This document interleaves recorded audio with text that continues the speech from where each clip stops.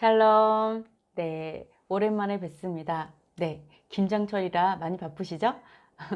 네, 오늘은 완전함은 삶으로 이루는가, 믿음으로 이루는가 라는 주제로 함께 나눠보도록 하겠습니다. 이 완전함은요, 의로움을 이야기한다고 할 수 있습니다. 그래서 의로워지는 것은 삶으로 이루는가, 믿음으로 이루는가 라는 주제로 함께 나눠보도록 하겠습니다. 하나님께서 저희들에게 내가 거룩하니 너희도 거룩하라 이렇게 명령하셨습니다. 그래서 여러분이 거룩해지는 것, 의로워지는 것을 포기하지 않으셨으면 좋겠습니다. 당연히 죄인으로 살고 당연히 죄인이다 라고 생각하시기보다는 내가 어떻게 하면 죄를 이길 것인가, 어떻게 하면 내가 피 흘리기까지 죄와 싸워 이겨서 의인으로서 하나님께서 인정하시는 의인의 삶을, 성도의 삶을 살아갈 것인가, 이러한 고민을 하면서 사시는 저와 여러분이 되셨으면 좋겠습니다. 오늘 나눌 말씀은요, 갈라디아서 3장 10절 말씀입니다. 무릇 율법 행위에 속한 자들은 저주 아래에 있나니 기록된 바 누구든지 율법책에 기록된 대로 모든 일을 항상 행하지 아니하는 자는 저주 아래에 있는 자라 하였음이라. 아멘. 네, 우리는 행위를 나쁜 의미로 부정적인 단어로 생각할 수가 있습니다. 그래서 예전에는 뭐 행위구원 뭐 이런 얘기도 막 이야기를 했었죠. 그래서 막 안 좋게 이야기를 했었는데요. 사실은 행위는 삶을 의미한다고 할 수 있습니다. 우리가 이런 얘기가 있죠. 그 사람이 성공하는지 성공하지 못할지는 그 사람의 태도를 보면 알 수 있다. 이러한 얘기를 합니다. 즉, 태도가 모여서 습관이 되고 습관이 모여서 그 사람의 삶이 되는 것입니다. 인생이 되는 것입니다. 그래서 그 태도가 바를 때 그 사람은 삶 속에서 성공하게 되는 것이고, 태도가 좋지 않을 때 그 사람은 실패하게 되는 것입니다. 근데 여기서 보면 태도가 모여서 습관이 된다고 이야기하고 있습니다. 어쩌면 이 태도는 우리가 믿음이라고 볼 수가 있죠. 어떠한 믿음을 갖고 있느냐에 따라서 거기에서 습관이 나오는 거죠. 그렇죠? 행동들이 나오는 것입니다. 그래서 여기에서 보면 우리가 사도 바울이 이렇게 물어본 거라고 할 수 있죠. 의로움을 위해서 삶에 의존할 것인가, 믿음에 의존할 것인가. 의로움이 삶에서 나오는가, 믿음에서 나오는가. 이러한 질문이라고 할 수 있습니다. 여러분 어떻게 생각하시나요? 의로움이 삶에서 나올까요? 믿음에서 나올까요? 네, 우리는 쉽게 믿음에서 나옵니다 이렇게 얘기할 수 있습니다. 맞습니다. 네, 의로움은 믿음에서 나옵니다. 그러나 삶은 아니다 이렇게 얘기할 수 있나요? 네, 이거는 닭이 먼저냐 달걀이 먼저냐 라는 질문과 사실은 똑같습니다. 그처럼 이것은 넌센스라고 할 수 있습니다. 네, 왜요? 태도가 모여서 습관이 되기 때문입니다. 내 믿음이 모여서 행동들이 나오기 때문에 사실은 행함으로 이루어지냐 믿음으로 이루어지냐 자체가 넌센스라고 할 수 있습니다. 또한 우리는 그 사람을 알기 위해서는 여행을 가보면 알 수 있다 이렇게 얘기합니다. 그 이유는 무엇일까요? 바로 여행을 가서 그 사람이 어떤 행동을 하는지를 보라는 거죠. 네, 그 사람의 말만 들어서는 알 수가 없습니다. 예, 말만 들어서는 아마 사기꾼이 가장 의로운 사람일 것입니다. 그쵸? 그러나 행함을 보면, 그 사람의 삶을 보면 그 사람을 알 수 있습니다. 이렇게 보면 의로움은 삶에서 나오는 것 같은데? 이렇게 생각할 수 있습니다. 그리고 또한 우리가 어떤 사람과 결혼해야 되는가라고 본다면 우리는 그 사람과 사귀어보라고 얘기하잖아요. 그죠? 그래서 차라리 중매가 더 안전하다 이런 말까지 있을 정도로 사실은 그 사람을 알라고 얘기하는 것입니다. 그 사람이 어떠한 삶을 살고 있는지 말로는 분별할 수 없거든요. 그 사람이 어떠한 내가 이거를 믿어, 난 이렇게 생각해, 이렇게 해야 된다고 아무리 그렇게 얘기한다 해도 네, 행함은 우리가 배제할 수가 없습니다. 그만큼 중요합니다. 삶이 너무 중요합니다. 그런데 사도 바울은 마치 이 말씀에서 행동, 즉 삶이 아니라 믿음이라고 말하는 것 같습니다. 의로움의 기준은 믿음이야, 삶이 아니야, 이렇게 말하는 것 같습니다. 그렇다면 삶은 전혀 상관이 없이 믿음만 있으면 된다는 어떤 지식을 말하는 것일까요? 우리는 본능적으로 그건 아닐 거야 이렇게 생각을 하는데도 불구하고 우리는 그렇게 믿고 있습니다. 행함은 중요하지 않아. 행함이 아니야. 믿음이야. 믿음만 있으면 돼. 이렇게 얘기를 합니다. 과연 그럴까요? 과연 사도 바울이 그런 의미로 이야기한 것일까요? 예, 대부분의 다른 종교, 타 종교들은요, 수양을 말하고 있습니다. 네, 그렇지만 유독 기독교는 수양이 필요 없다. 돛 닦을 필요 없다. 믿음만 있으면 된다. 이렇게 말함으로 인해서 오히려 타 종교만 못한 삶을 사는 기독교인들이 많이 있습니다. 여러분 너무 잘 아시잖아요. 어떤 사람이 아이를요, 한강에다가 자기 아이를 한강에 떠밀은 거예요. 그래서 아이가 바다에 빠져 죽었어요. 아이들이 죽었어요. 자기만 살고 애만 다 죽인 거죠.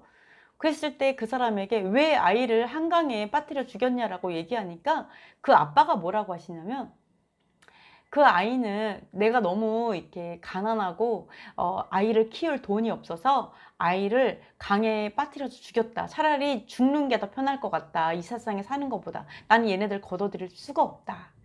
근데 그럼 왜 당신은 죽지 않았습니까? 라고 물어보니까 뭐라고 하냐면, 자기는 회개하면 된다라고요. 자살하면 안 되니까 자살은 할 수 없고, 그러니까 자기가 아이를 죽였고, 그리고 자기는 회개하면 된다. 이렇게 얘기하는 거예요. 그러니까 이 사람의 삶이 완전 무너진 거죠. 회개에 대한 개념도 없는 것입니다, 사실은. 이렇게 정말 말도 안 되는 타종교만도 못한 생각을 하는 기독교인들이 존재한다는 것입니다. 그렇다면 우리가 지금까지 해석한 것처럼 어떤 행위, 행함, 삶이 의로움과 전혀 상관이 없다는 말일까요? 네, 구원과 상관이 없냐라는 거죠, 사실은. 그죠? 거룩한 성도가 되기 위해서 삶은 고려하지 않으신다는 말일까요? 그것이 아니라는 것은 사실 여러분이 본능적으로 아실 것입니다.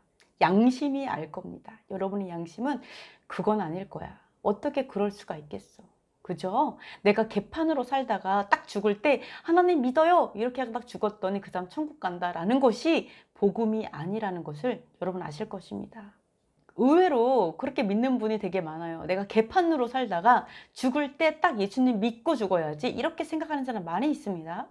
네, 그러나 여러분이 말처럼 쉽게 죽기 전에 하나님을 시인할 수는 없습니다. 네, 정말 잘 믿던 분들도, 잘 믿는 것처럼 보였는데도 불구하고 죽기 전에 시인하지 않고 부정하고 죽는 정말 안타까운 분들도 있어요. 그리고 여러분이 신앙이 그렇게 단순한 문제가 아니라는 것을 여러분이 기억하셨으면 좋겠어요. 물론 예수님의 예수님 좌편과 우편에 강도들이 있었죠. 그 강도 중에 한 명이 예수님을 시인했죠. 그러면서 사실은 이런 얘기하죠. 우리가 이렇게 고난을 받는 것, 우리가 이렇게 십자가에 죽는 것은 내가 당연히 죄인으로서 치르는 당연한 대가다. 괜찮다. 그러나 예수님은 그렇지 않다. 이렇게 시인했죠. 그러나 그들은 우리와 달라요. 그들은. 네, 여러분이 그 강도에 대해서 얼마나 안다고 우리가 이렇게 쉽게 구원의 문제를 얘기할 수 있을까요? 최소한 그 강도들은 유대인이었습니다. 네, 그 유대인으로서 죄인으로 십자가에서 죽지만 그 유대인으로서 얼마나 하나님을 알고 있었는지, 어떻게 살아왔는지 여러분 모르잖아요. 여러분 쉽게 판단하고 내가 대충 강도로서 살다가, 네, 그 강도가 어떻게 사는지도 모르면서 막 살다가 죽기 전에 예수님 믿어요 라고 죽어야지 라고 얘기하는 것은 정말 위험천만한, 목숨을 건 도박과도 같은 것입니다. 그러한 삶을 하나님께서 구원해 주실까요? 그 하나님이 정말 공의로운 분이라고 생각할까요? 하나님 거룩하신 분이십니다. 또한 율법 행위에 속한 자들은 저주 아래 있다고 말씀하고 있습니다.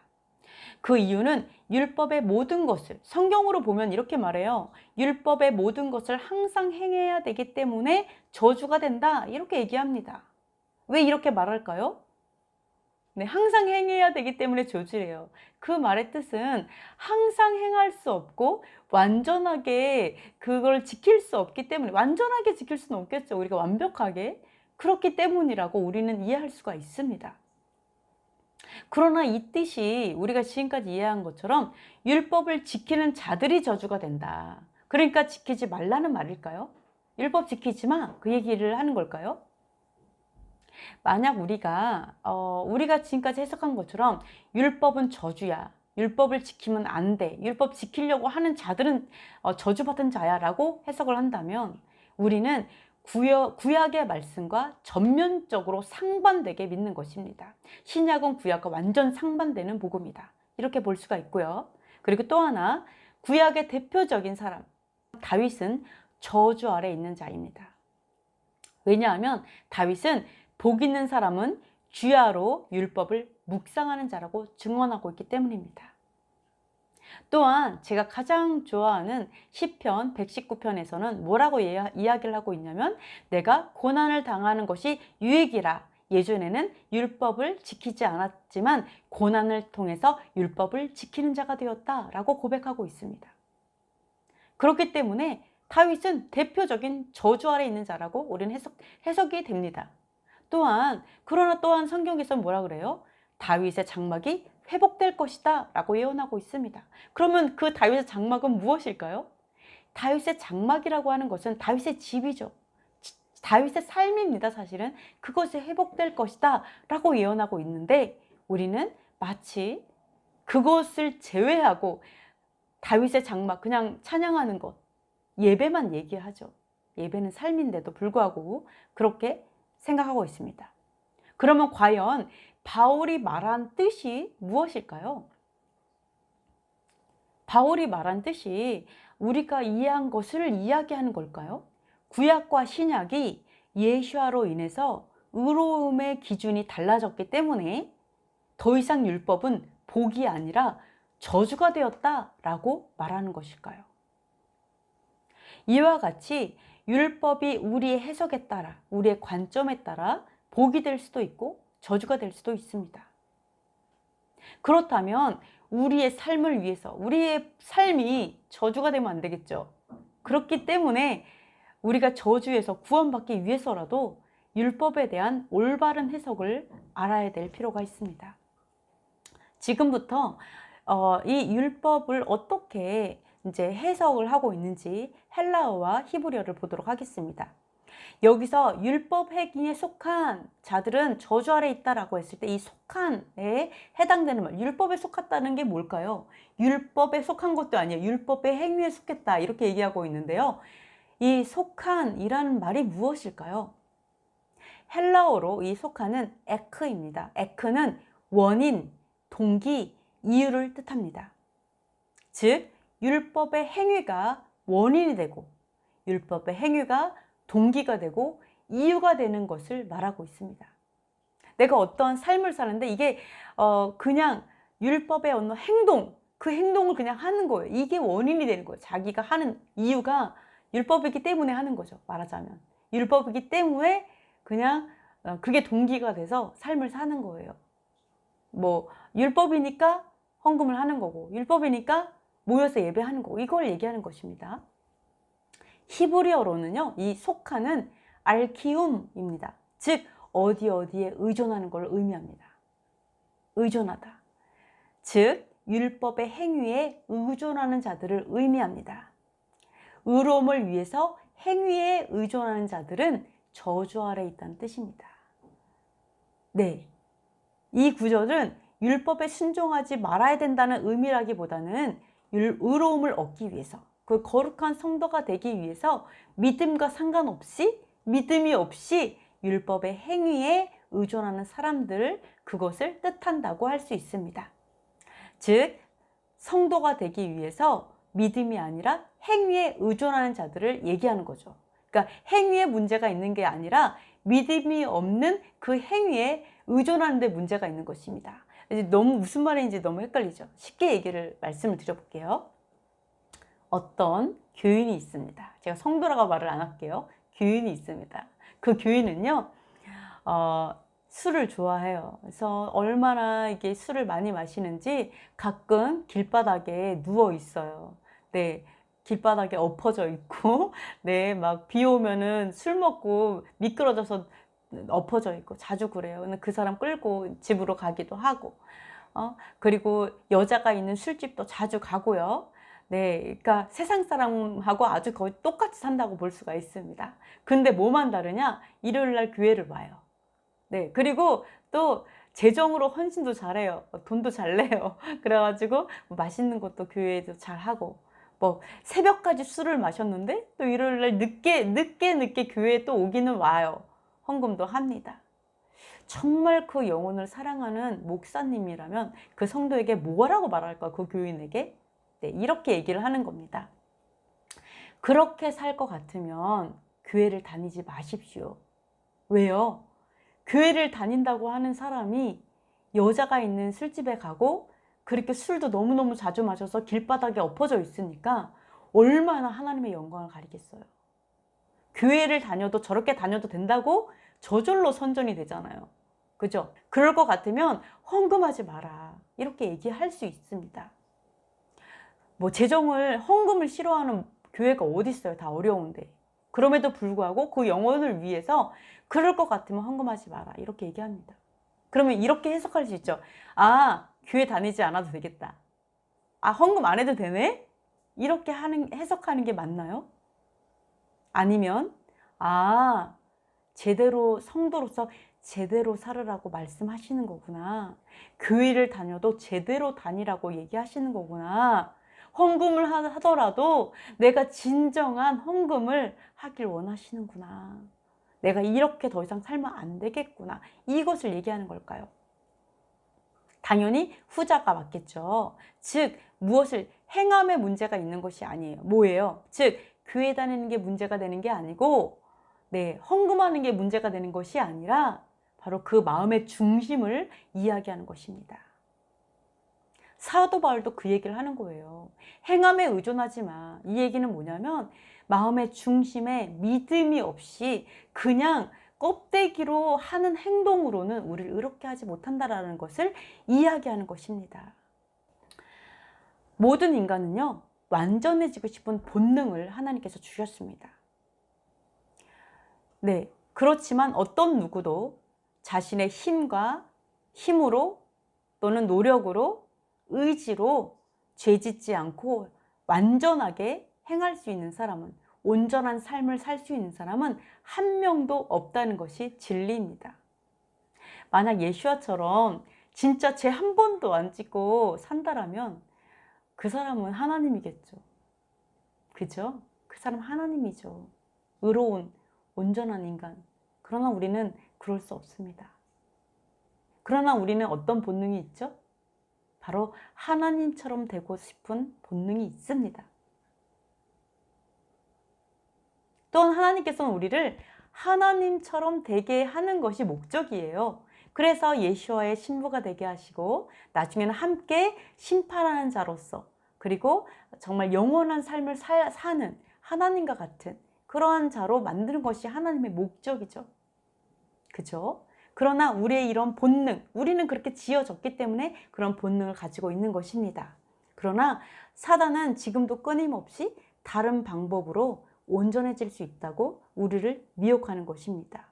그러나 여러분이 이거를 포기하지 않았으면 좋겠어요.